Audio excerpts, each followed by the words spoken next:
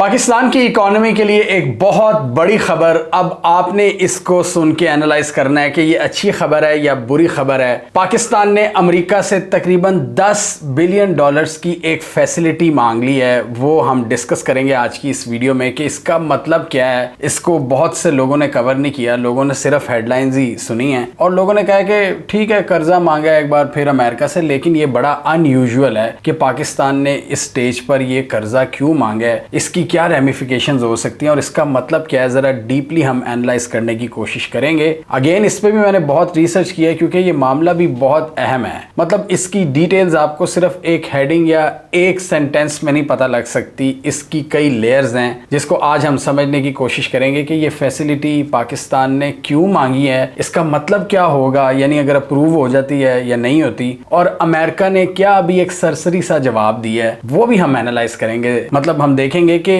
उनकी जो स्टेटमेंट आई है अमेरिका के वजीर खजाना की, उसका क्या मतलब है। तो आइए जानते हैं ये 10 बिलियन डॉलर्स का फंड है क्या और पाकिस्तान को आखिर क्या ऐसी जरूरत आन पड़ी है कि इतनी बड़ी फैसिलिटी हमने मांग ली है अमेरिका से। आइए जानते हैं। तो ये हमने देखा कि पाकिस्तान के वजीर खजाना की वाशिंगटन में अमरीकी वजीर खजाना से मुलाकात हुई है और उसमें दोनों साइड्स ने डिस्कस की है पाकिस्तान की इकोनॉमी, और उसमें उन्होंने यही कहा है कि जी हमने बड़े अच्छे अंदाज में बातचीत की है, IMF के हवाले से डिस्कशन हुई है, पाकिस्तान की इकोनॉमिक रिफॉर्म्स की बात हुई है। अभी हम देखेंगे अमेरिका का रिस्पांस, लेकिन ऊपर से ये आया कि बड़े अच्छे माहौल में पाकिस्तान की इकोनॉमी को डिस्कस किया गया, इन्वेस्टमेंट को डिस्कस किया गया, ट्रेड को डिस्कस किया गया और पाकिस्तान और अमेरिका के दरमियान जो इकोनॉमिक रवाबित हैं उसको बढ़ाने पर इत्तफाक किया गया है। वेल डन, इतनी तो हमें समझ लगती है। लेकिन अब राइटर्स ने इस हवाले से क्या खबर लगाई है और भी जो दुनिया का मीडिया है वो क्या लिख रहा है कि पाकिस्तान ने इस मीटिंग में अमेरिका से 10 बिलियन डॉलर्स की एक्सचेंज स्टेबलाइजेशन फैसिलिटी का मुतालबा कर दिया है। ये मैसिव है, मतलब 10 बिलियन डॉलर्स अमेरिका से मांगना। एक्सचेंज स्टेबलाइजेशन फैसिलिटी आखिर होती क्या है? एक्सचेंज स्टेबलाइजेशन फैसिलिटी यूएस के ट्रेजरी बैकस्टॉप्स होते हैं जो कि बड़े रेयर होते हैं, बहुत रेयर, और ये अमेरिका ने रखे होते हैं फॉरेन एक्सचेंज इंटरवेंशन के लिए। और इसका मकसद ये होता है कि अमेरिका की जो करेंसी है डॉलर, उसकी मजबूती यानी पूरी दुनिया में उसकी बालादस्ती हो। जो भी इनके पार्टनर ममालिक हैं वो ज्यादा से ज्यादा डॉलर्स का इस्तेमाल करें और अगर किसी पार्टनर मुल्क के पास डॉलर्स की कमी हो जाए तो हम वो पूरी करें। ये बड़े स्पेशल फंड होते हैं और बड़े रेयर फंड हैं। हिस्टोरिकली अमेरिका ने सिर्फ 2 मुल्कों को ये फैसिलिटी दी हुई है, आप अंदाजा लगा लें। एक मैक्सिको को जो आज से कई साल पहले दी थी और आज तक चल रही है, मैक्सिको के साथ एक किस्म का एग्रीमेंट है। और पिछले साल ये फैसिलिटी इन्होंने अर्जेंटीना को प्रोवाइड की, एक्सचेंज स्टेबलाइजेशन फंड। और अर्जेंटीना का आपको पता है कि इस वक्त वो बहुत ज्यादा प्रो अमेरिका हैं, प्रो इजराइल हैं और वो पूरा अमेरिका की पॉलिसी को यस कह रहे हैं, उनके जो करंट प्रेसिडेंट हैं। और ये साउथ अमेरिकन कंट्रीज को जो इन्होंने ये फैसिलिटी प्रोवाइड की, इसका मकसद यही है कि साउथ अमेरिका और वेस्टर्न हेमिस्फेयर पर अमेरिका अपना जियोपॉलिटिकल इन्फ्लुएंस बरकरार रख सके। तो यहां से आपको थोड़ी बहुत गेम तो समझ लग रही है कि जहां पर अमेरिका के जियोपॉलिटिकल इंटरेस्ट बहुत हाई होते हैं वहां पर ये फैसिलिटी उन ममालिक को प्रोवाइड की जाती है जो कि इंतहाई रेयर है। अब पाकिस्तान ने इस मौके पर यह फैसिलिटी अमेरिका से मांग ली है और कुछ एक्सपर्ट्स के मुताबिक पाकिस्तान ने यह मुतालबा इस मौके पर इसलिए किया है कि पाकिस्तान अमेरिका से इनडायरेक्टली कह रहा है कि अब हम आपके नेक्स्ट लेवल पार्टनर बनना चाहते हैं और आपका जो ऑर्बिट है, जियोपॉलिटिकल ऑर्बिट, उसमें एंटर होना चाहते हैं। और जिस तरह पाकिस्तान ने मदद की है अमेरिका की पिछले दिनों, ये मिडल ईस्ट के पूरे कॉन्फ्लिक्ट में जो मीटिंग्स की हैं, मीडिएशंस करवाई हैं, उसका भी पाकिस्तान एक फल चाहता है अमेरिका से। और यहां तक कहा गया कि पाकिस्तान अपनी सर्विसेज के बदले ये मांग रहा है कि हमने आपको इतना सपोर्ट किया है, अब हमें भी कुछ देना बनता है। क्योंकि इससे पहले हमने भी डिस्कस किया हुआ है कि पाकिस्तान ने हिस्टोरिकली अमेरिका का जब साथ दिया, जिस जंग में हमने अमेरिका का साथ दिया, चाहे ज़िया के दौर में सोवियत वॉर की जंग हो या फिर मुशर्रफ के दौर में दहशतगर्दी की जंग, हमने अमेरिका का खुलकर साथ दिया और उसके बदले पाकिस्तान को बिलियंस ऑफ डॉलर्स मिलते थे। लेकिन वो जो बिलियंस ऑफ डॉलर्स मिलते थे वो ये एक्सचेंज स्टेबलाइजेशन फंड के तहत नहीं मिलते थे। और अगेन मैंने ये कहा कि ये बड़ा रेयर फंड है। वो फंड कौन से होते थे? वो होते थे military to military coalition support fund, कि आप हमारे पार्टनर हैं, दहशतगर्दी की जंग में आए, हम आपको सपोर्ट करते हैं। इसके अलावा यूएसएड के कई प्रोग्राम थे, वो तो एक स्पेशल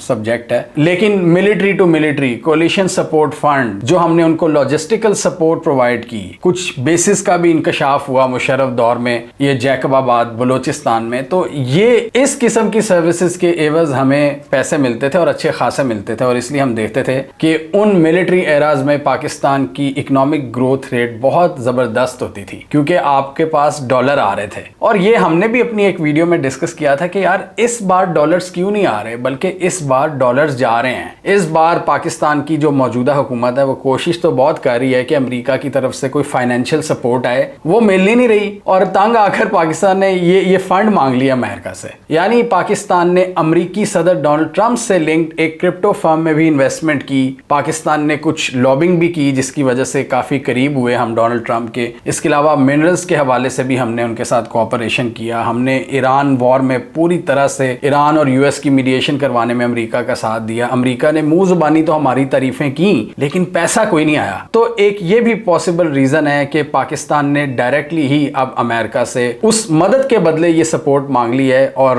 डेफिनेटली हमारी इंस्टीट्यूशनल मेमोरी में भी होगा कि यार पहले तो जब हम मदद करते थे तो पैसे आते थे अमेरिका की तरफ से, अब क्यों नहीं आ रहे। तो पाकिस्तान ने कहा है कि ये हमें चाहिए, लेकिन ये बहुत रेयर है इस तरह के फंड्स को अमेरिकी हुकूमत यूटिलाइज करे। और इसका मकसद जो मैंने आपको पहले ही बताया, अगेन इसका मकसद क्या है, ये फॉरेन एक्सचेंज इंटरवेंशन होती है अमेरिका की जानिब से जियोपॉलिटिकल इंटरेस्ट को पूरा करने के लिए, कि अगर किसी कंट्री को अपने पॉलिटिकल इन्फ्लुएंस में लाना है, अपने ऑर्बिट में लाना है, तो इन फंड्स का इस्तेमाल किया जाता है। इसलिए ये बड़े रेयर हैं। इसके अलावा अमेरिका बहादुर के पास और कई तरीके हैं दूसरे ममालिक को फाइनेंशियल सपोर्ट प्रोवाइड करने के, जो मैंने अभी आपको गिनवाए हैं, military to military coalition support. तो वो जब अब हमें नहीं मिल रहे, तो ये रास्ता अब इस पर एनालाइज किया जा रहा है। और इसका डेफिनेटली क्या मतलब होगा कि पाकिस्तान खुद अमेरिका को एक किस्म का इशारा दे रहा है कि अगर हमें ये फंड मिल जाता है, ये फैसिलिटी आपकी जानिब से मिल जाती है, तो हम डेफिनेटली मजीद आपके जियोपॉलिटिकल ऑर्बिट में एंटर हो जाएंगे, यानी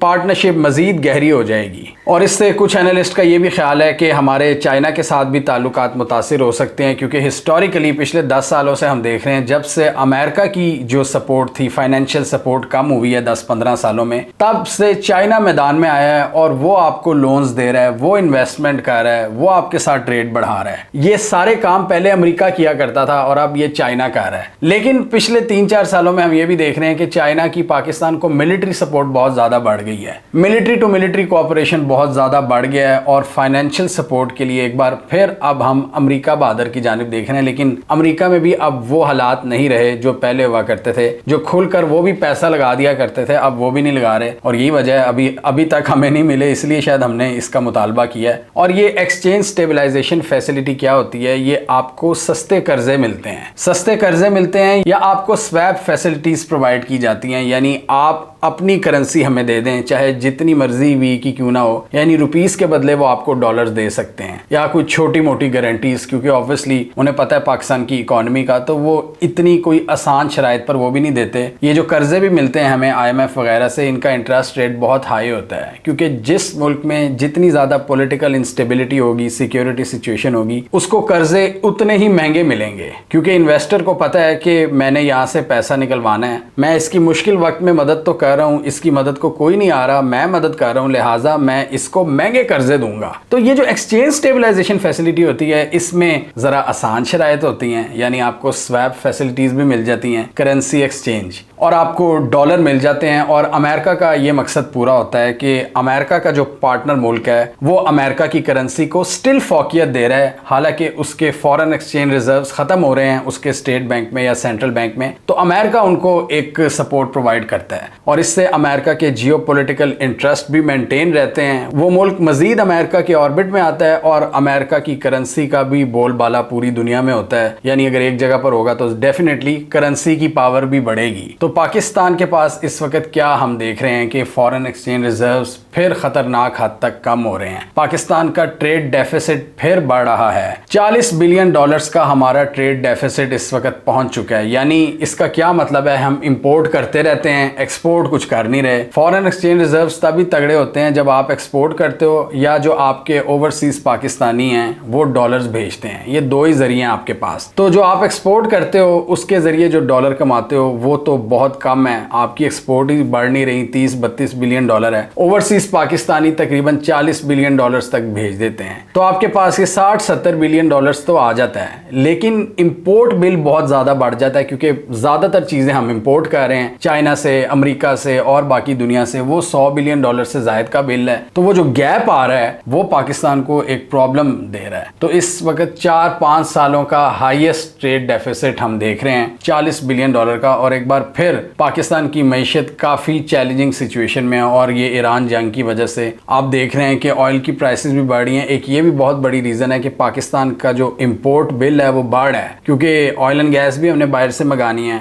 वो भी महंगी हो रही है। तो हर तरफ से मुश्किलात ही मुश्किलात हैं। लेकिन रूलिंग एलीट अपने बिहेवियर चेंज नहीं कर रही, अपने पर्क्स को वो काम नहीं कर रहे, अपने प्रोटोकॉल, ये गाड़ियाँ, ये फ्री बिजली, ये फ्री पेट्रोल, ये 10-10 गाड़ियाँ एक मिनिस्टर के साथ जा रही होती हैं, ये हम ख़त्म नहीं कर रहे ये रवैये। लेकिन हम मांगी जा रहे हैं, कभी IMF से, कभी किससे, चाइना से, सऊदी अरब से, अमेरिका से। तो ये मुश्किल सिचुएशन बनी हुई है। तो अब सवाल ये पैदा होता है कि अमेरिका बहादुर ने इसका क्या है। वैसे तो राइटर्स के मुताबिक दोनों साइड्स ने इस एक्सचेंज स्टेबलाइजेशन फैसिलिटी की कोई बात नहीं की, इकोनॉमिक कोऑपरेशन बढ़ाने की बात हुई है। लेकिन अगर हम अमेरिका के सेक्रेटरी की स्टेटमेंट देखें, स्कॉट बेसेंट की, तो उनके मुताबिक उन्होंने कहा कि हम पाकिस्तान के वजीर खजाना से मिले हैं, उन्होंने पाकिस्तान की मैक्रो इकोनॉमिक रिफॉर्म्स को वेलकम किया है और गवर्नमेंट का जो ओवरऑल रिफॉर्म प्रोग्राम है उसकी हम सपोर्ट करते हैं। आगे वो कहते हैं कि हमने पाकिस्तान पर जोर दिया है कि वो अपने रिफॉर्म एजेंडा को इसी तरह आगे लेकर चले। आगे उन्होंने एक बात कर दी है, और यहाँ से ही आपको पता चलता है कि क्या इशारे मिल रहे हैं। वो कहते हैं कि secretary Bessent express support for Pakistan effort to build greater economic self reliance and commended the government's commitment to creating the conditions for a successful return to international capital markets. यानी एक तो उन्होंने कह दिया है कि हमने पाकिस्तान पर जोर दिया है कि आप सेल्फ रिलायंस हासिल करें, यानी अपनी इकोनॉमी को सस्टेनेबल बनाएं, अपनी मदद खुद ही करें। सेल्फ रिलायंस की बहुत बड़ी एग्जांपल्स हमें नजर आती हैं, रूस, चाइना, ईरान, जिन्होंने सैंक्शंस के बावजूद अपनी इकोनॉमी में इतनी रेजिलियंस कायम की कि उनको किसी फॉरेन एड की जरूरत नहीं है, और वो सेल्फ रिलायंस पाकिस्तान पैदा नहीं कर सका आज तक। और आगे वो कह रहे हैं कि ये भी बड़ी अच्छी चीज़ है कि पाकिस्तान इंटरनेशनल कैपिटल मार्केट्स में वापस आ रहा है, यानी ये भी मशवरा दिया है कि आप इंटरनेशनल मार्केट्स में वापस आएँ, आप इसके ज़रिए अपनी इकोनॉमी को बेहतर तरीके से मैनेज करें। और शायद ऐसे लग यही रहा है कि अमेरिका की तरफ से ना हो गई है, और इसका हाँ या ना होना काफ़ी इंपॉर्टेंस का हामिल है। मतलब अमेरिका की तरफ से अगर हाँ हो जाती, और अभी हमें नहीं पता कि आगे क्या बातचीत चलेगी, ये तो अभी एक स्टेटमेंट आई है, लेकिन आप खुद सोचें अगर अमेरिका की तरफ से हाँ हो जाती है, ये 10 बिलियन डॉलर्स की फैसिलिटी मिल जाती है, तो पाकिस्तान किस हद तक अमेरिका के जियोपॉलिटिकल ऑर्बिट में एंटर हो जाएगा। और आप अंदाजा लगाएं कि फिर वही बात आ जाती है इंटरेस्ट की, कि कहीं इससे आपके जो long term national security interest हैं वो मुतासिर तो नहीं होंगे। डेफिनेटली ये एक सवाल बनता है। जहां इसके बहुत से जियोपॉलिटिकल डाउनफॉल्स हो सकते हैं, वहां इसका एक प्लस आप ये कह सकते हैं, मतलब जबरदस्ती अगर आपने इसका कोई फायदा ढूंढना है, वो ये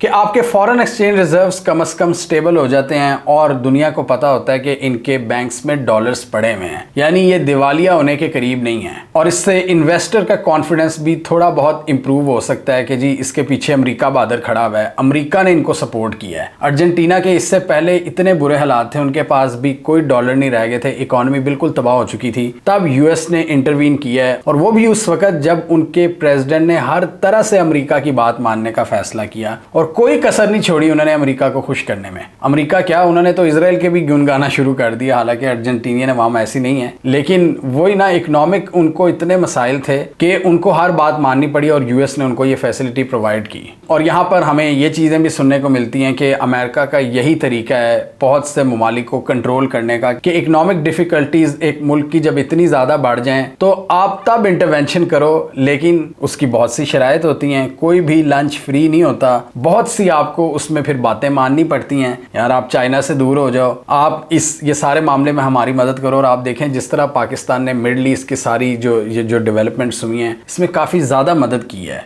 ईरान के मामले में ये जो पूरी निगोसिएशंस हुई हैं, तो तो पाकिस्तान भी कह रहा है कि यार अगर हमने इतना कुछ कर लिया है तो हमारा ये तो बनता है, लेकिन ये अभी अमेरिकन ने डिसाइड करना है कि वो आपको ये फैसिलिटी देंगे या नहीं। लेकिन डेफिनेटली ये एक रिस्की गेम है। अमेरिकन को इससे ये फ़ायदा होगा कि पाकिस्तान उनके ऑर्बिट में आ जाएगा और उनके जो हॉक्स हैं वो ये एक्सपेक्ट करेंगे कि आप चाइना से दूर हो, और ये कि पाकिस्तान के पास खर्चने के लिए डॉलर्स हों और वही डॉलर्स हम पाक अमेरिका ट्रेड में भी इस्तेमाल कर सकें, यानी उसमें भी वो अपने फ़ायदे देखते हैं। ये नहीं है कि वो आंखें बंद करके आपको डॉलर दे देंगे, उसमें बहुत सी चीज़ें होंगी कि यार ये हम डॉलर रखवा रहे हैं आपके बैंक में, तो इससे क्या होगा कि आप पाक अमेरिका ट्रेड पर ज़्यादा फोकस करें, आप हमसे ज़्यादा चीज़ें खरीदें इन्हीं डॉलर से। यहाँ हमें एक और फैसिलिटी सऊदी अरब की भी याद आती है, थैंक्स टू सऊदी अरेबिया जो हमेशा हमारी मदद करता है। सऊदी अरब आपको डिफर्ड पेमेंट सिस्टम के तहत तेल देता है। उसका क्या मतलब है कि जब आपके पास पैसे होंगे तब आप दे देना, लेकिन आप कम से कम हमारा ऑयल तो बाय कर रहे हैं ना। अगर आपके पास अभी इतने डॉलर्स नहीं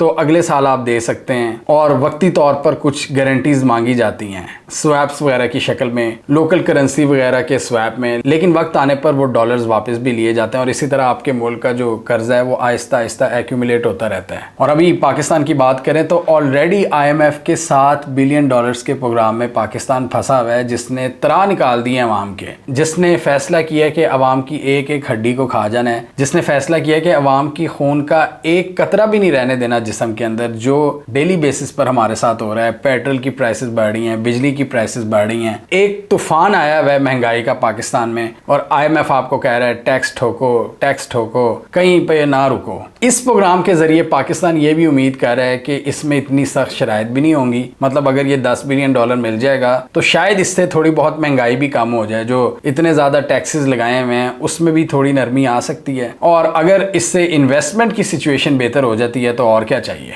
लेकिन बात यही है कि अमेरिका के यहाँ भी अब सिचुएशन पहले जैसी नहीं रही, अमेरिका की वो पावर नहीं रही कि वो खड़े खड़े दूसरे ममालिक को सपोर्ट कर दिया करता था, और इसलिए इनको रेयर US ट्रेजरी बैकस्टॉप्स कहा जाता है। ये कोई रेगुलर फंड्स नहीं होते, ये बड़े बड़े मौकों पर, खास मौकों पर इस्तेमाल किए जाते हैं। यानी जब US देख रहा हो कि जी हमारा एक दोस्त है वो डूब रहा है, उसके पास डॉलर नहीं रहे, तो हम डॉलर देते हैं, और वो डॉलर भी ज्यादा हमारी ट्रेड में इस्तेमाल होंगे, हमारा इन्फ्लुएंस बढ़ेगा, हमारी करेंसी मजबूत होगी ग्लोबली, और इससे हमारा पार्टनर कहीं दूसरी पावर के कैंप में ना चला जाए, वो चाइना के क्लोज ना हो जाए, वो किसी मतलब दूसरे ऑर्बिट में ना चला जाए। लिहाजा अपने ऑर्बिट में रखने के लिए उसको ये फंड देना जरूरी है। ये फैसला अब अमेरिका बादर ने करना है। $7 बिलियन का IMF से एक प्रोग्राम है। सऊदी अरब से अभी $3 बिलियन का कर्जा लिया, जब UAE ने कहा कि हमारे $3.5 बिलियन वापस करो, चाइना से आपने अलग लिया हुआ लोन। तो मसला यह है कि पूरा पाकिस्तान लोन्स पर चल रहा है इस वक्त, और ये खतरनाक हद तक बढ़ चुके हैं, और पाकिस्तान की जो सक्सेसिव गवर्नमेंट्स आई हैं उन्होंने स्टेबिलिटी के लिए कुछ नहीं किया।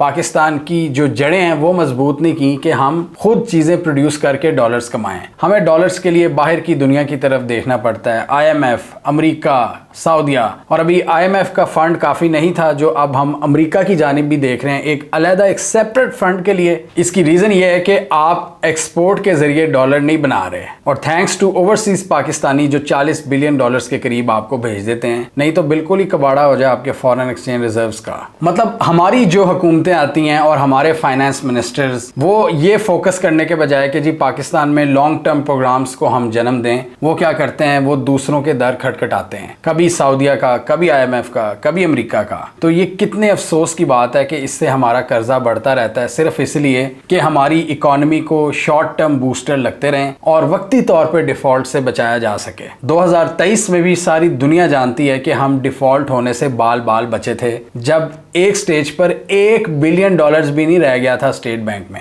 हमें कमेंट सेक्शन में बताइए आपके ख्याल में अमेरिका बहादुर ये फैसला करेगा कि नहीं कि $10 बिलियन का ये एक्सचेंज स्टेबलाइजेशन फंड हमें दिया जाए, ये फॉरेन इंटरवेंशन अमेरिका करेगा अपने डॉलर्स के जरिए पाकिस्तान के केस में। आप क्या समझते हैं, कमेंट कीजिए। इसके अलावा हमारा यूट्यूब चैनल सब्सक्राइब कर लो, साथ ही वो बेल आइकन भी दबा लें ताकि वो स्टोरीज दुनिया भर से पाकिस्तान से जिनकी मेन स्ट्रीम मीडिया पर प्रॉपर कवरेज नहीं होती, हमारे प्लेटफॉर्म के थ्रू आप तक टाइम पर पहुंच जाए। द वाइट साइड एक ऐसा एग्जाम्पलरी प्लेटफॉर्म है जिसने आज तक कंटेंट के हवाले से किसी से डिक्टेशन नहीं ली। बमुश्किल 2 से 3 पेड कैंपेन्स की हैं और वो भी नॉन पॉलिटिकल। और इसके अलावा हम सारी रिसर्च, सारा डेटा खुद प्रोड्यूस करते हैं और कोशिश करते हैं कि बेस्ट इंफॉर्मेशन अपने व्यूअर्स तक पहुंचाएं, क्योंकि ये एक बहुत बड़ी जिम्मेदारी है हम पर। हम पाकिस्तान में इंडिपेंडेंट मीडिया की असल शक्ल हैं। हम किसी से डायरेक्शन नहीं लेते बल्कि अपनी डायरेक्शन खुद बनाते हैं। हमें भारत ने भी बैन किया हुआ है और पाकिस्तान में भी मीडिया के हालात कुछ साजगार नहीं, और बाज़ औक़ात हमें इसी वजह से एहतियात बरतनी पड़ती है। हमारे इस इंडिपेंडेंट काम को सपोर्ट करने के लिए आप हमें पेट्रियन पर फाइनेंशियली सपोर्ट कर सकते हैं, और जो हमें करंटली सपोर्ट कर रहे हैं उनका बहुत बहुत शुक्रिया। हमारे बड़े भाइयों की तादाद अभी थोड़ी है, लेकिन इनकी यही सपोर्ट हमारे लिए बहुत मैटर करती है। हमें पेट्रियन पर आप इस लिंक पर जाकर सपोर्ट कर सकते हैं।